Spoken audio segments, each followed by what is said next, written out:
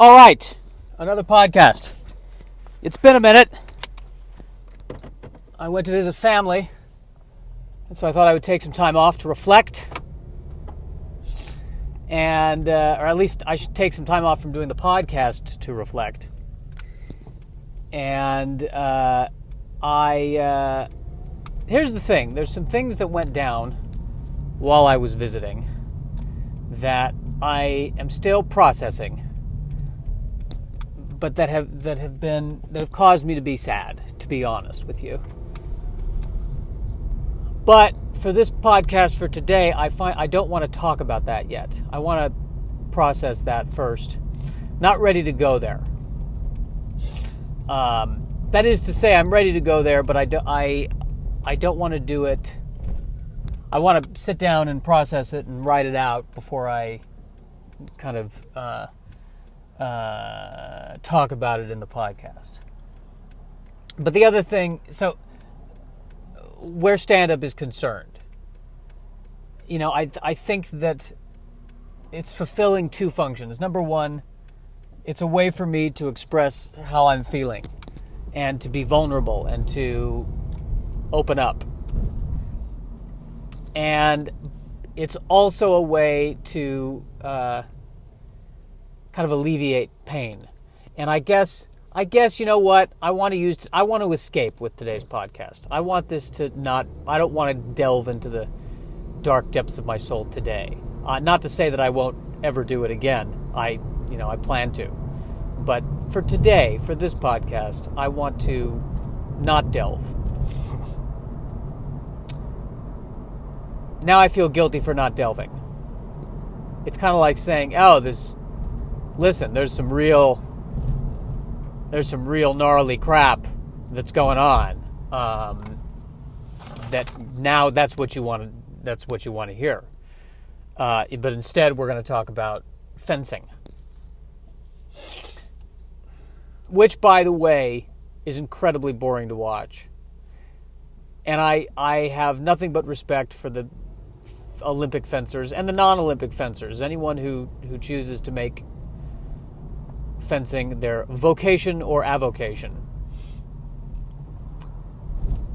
Don't take this the wrong way. It's boring to watch your sport.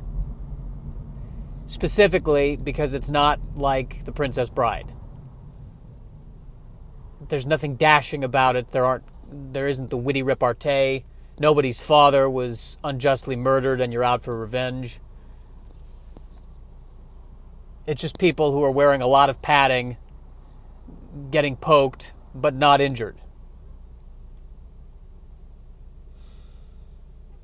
So I remember I was flipping through the Olympics and fencing, this should be cool. And it's happening so fast I don't even see and go, bump, point. What?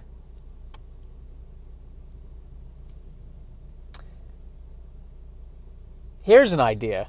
I find baseball to be very boring.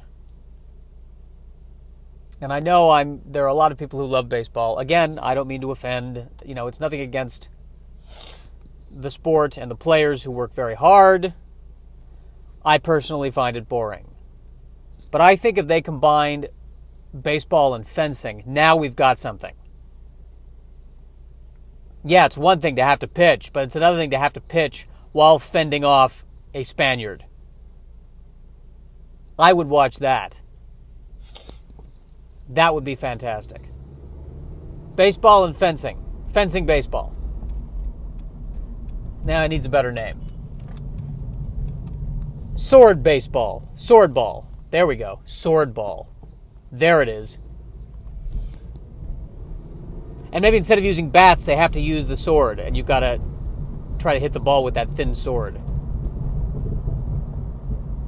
Which sounds much harder, actually. If anything, you might slice the ball.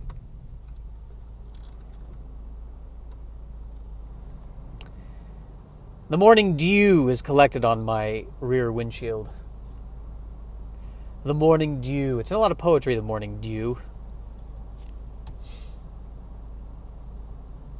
I think Shakespeare has it at least once or twice. Ah, the morning dew. The dew-eyed morn. Dew in the morning. Is that guy peeing in the... No, he's not peeing. He's opening the door. Okay. Boy, that almost spoiled my dew-eyed morning.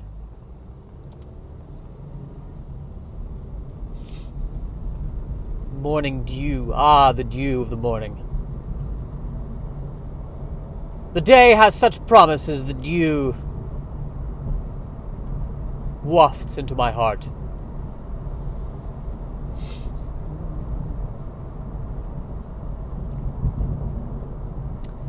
Reminds me of the romanticist poetry that I tried to read once. I bought a book of Byron Shelley poetry, and I think I read all of 2 pages of it. I'd like to write a companion poetry piece to Byron Shelley. We get it, the trees are nice. And that's the whole poem. I know, we get it. The trees are nice. Byron Shelley married to Mary Shelley. Were they married? Well, they were at least together. She wrote Frankenstein. And of course, the famous scene where Frankenstein's monster says, "We get it! You love the trees! Byron, we get it!" Honey, I don't know what that has to do with the story of a monster. We get that you love the trees!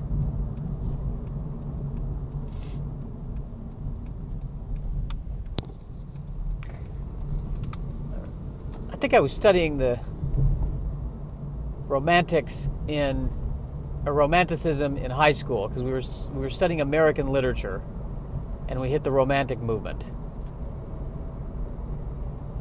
On and on about the trees and and nature was the key to everything. That's where I find peace, in nature. Ah, yes, nature with the dew.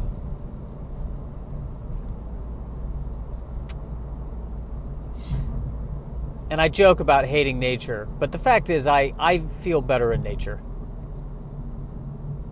I enjoy nature. Nature's good. And by nature I mean the, nature that is still very close to a hospital and a hotel. So I like, I don't like venturing off deep into nature. I like kind of ducking my head into nature, going, hey, nature, how you doing? The greenery that's just right outside the Starbucks. That's what I'm into.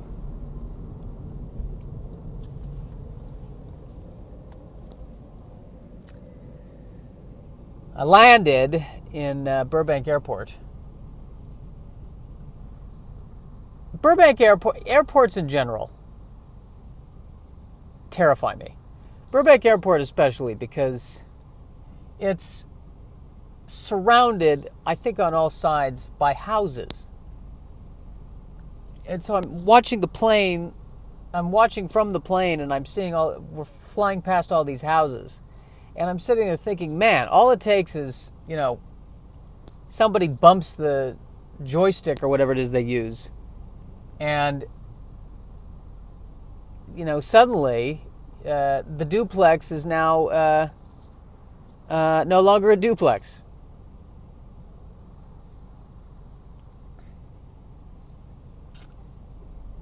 And I think that's part of the reason why they built the Denver airport all the way out where they did. So they had more room. Because the old airport, Stapleton Airport, they couldn't expand it because it was surrounded by stuff. There's some Colorado history for you.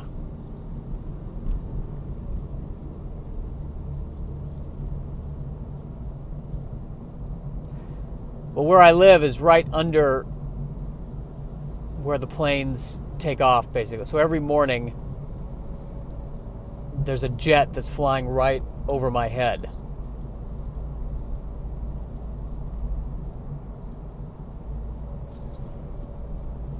And that I have to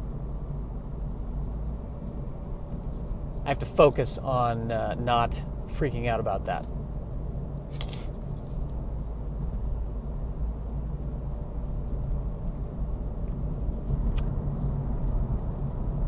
So I concern myself with more trivial worries, like the dew.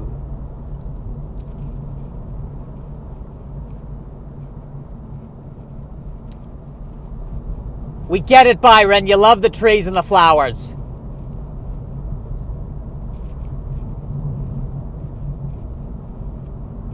Byron Shelley's Jewish neighbor, Estelle. That's who that is. You still writing about the trees and the flowers?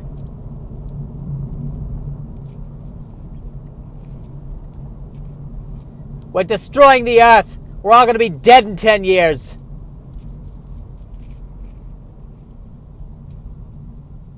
Oh, with the trees and the flowers. Well, what should I write poetry about, Estelle? What should you write poetry about? I'll tell you. Gefilte fish. Make that poetic. Go.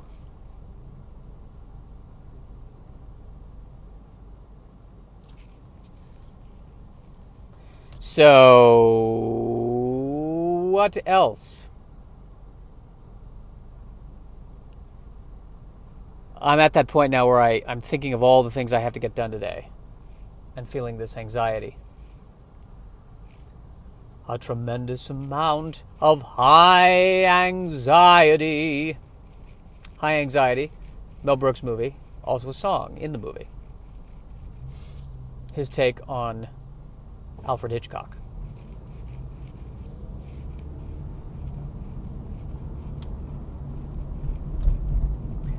His take on it.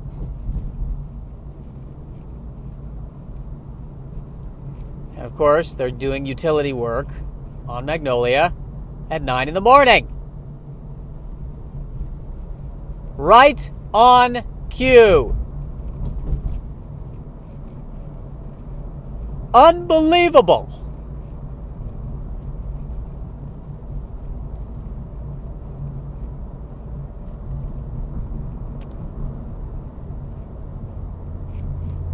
Feeling sick to my stomach because I had a gluten-free brownie yesterday.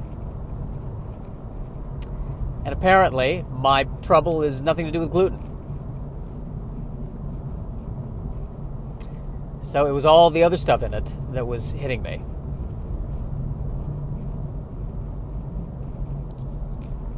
So we had a good lesson here. Good lesson.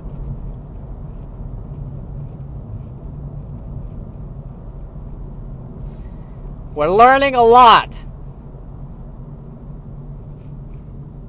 I'm allergic to joy. That's what that means. No, that's an Aaron Foley joke.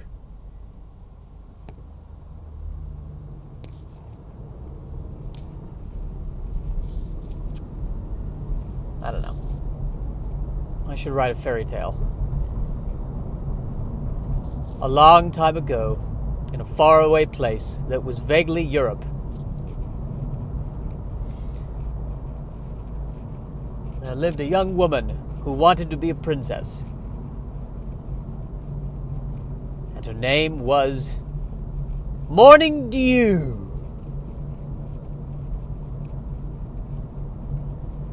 Yes, my name is Morning Dew. Really? Yes, my mother was a romantic poet. She named me after her poem, The Morning Dew. Morning Dew. You'll never be a princess. You're just a simple house girl. Scrub these sinks. Hello, Morning Dew. I'm your fairy godmother. I've come to help you now. Where were you when my father died horribly, and I was stuck with these evil stepmothers? Why are you stepping in all those years after that? I could have used you several years earlier. Well, as a fairy godmother, I have a lot to work on. I have a lot to do. Sorry, what? I have a lot to do. Why are you saying my name? No, I said do, not dew. Oh, right. I have a lot to do with you, Dew. So let's do it. My name is not a verb. I didn't say your name. I said do, not dew. You gotta listen for the liquid U.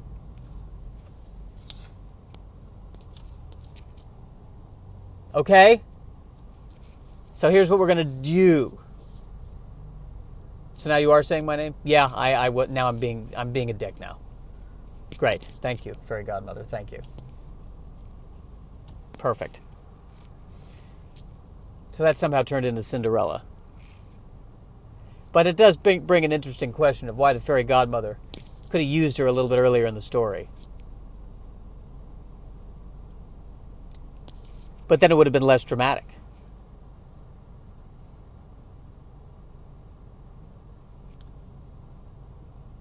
It would have been far less dramatic. Then there was the Drew Barrymore movie that came out that was the take on Cinderella, but without all the magic. And instead of fairy godmother, I think Leonardo da Vinci was the sort of the fairy godmother. It's a good movie. Angelica Houston was the stepmother.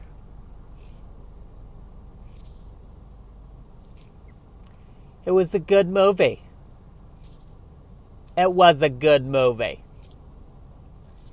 Not as good as that fairy tale about Morning Dew.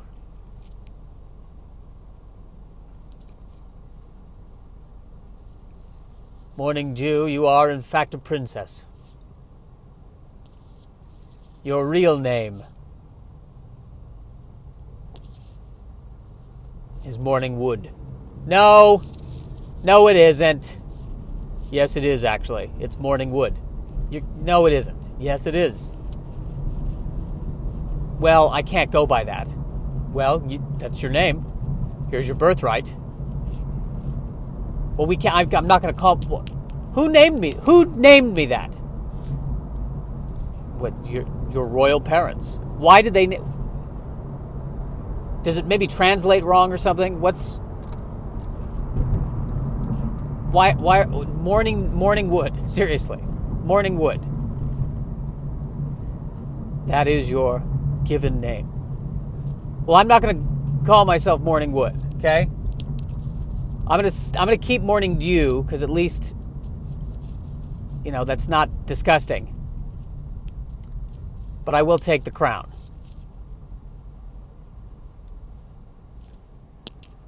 So we'll compromise there.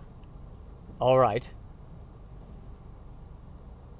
But the records are going to show that your name officially is more... Fine, do what you got to do for the records. But don't call me Morning Wood. I'm Morning Dew.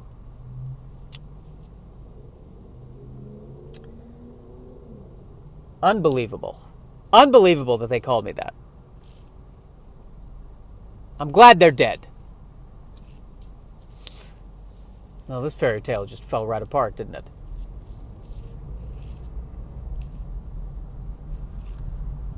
Well, they're doing major road work, as per usual. As per usual. Well, this was certainly an effective podcast.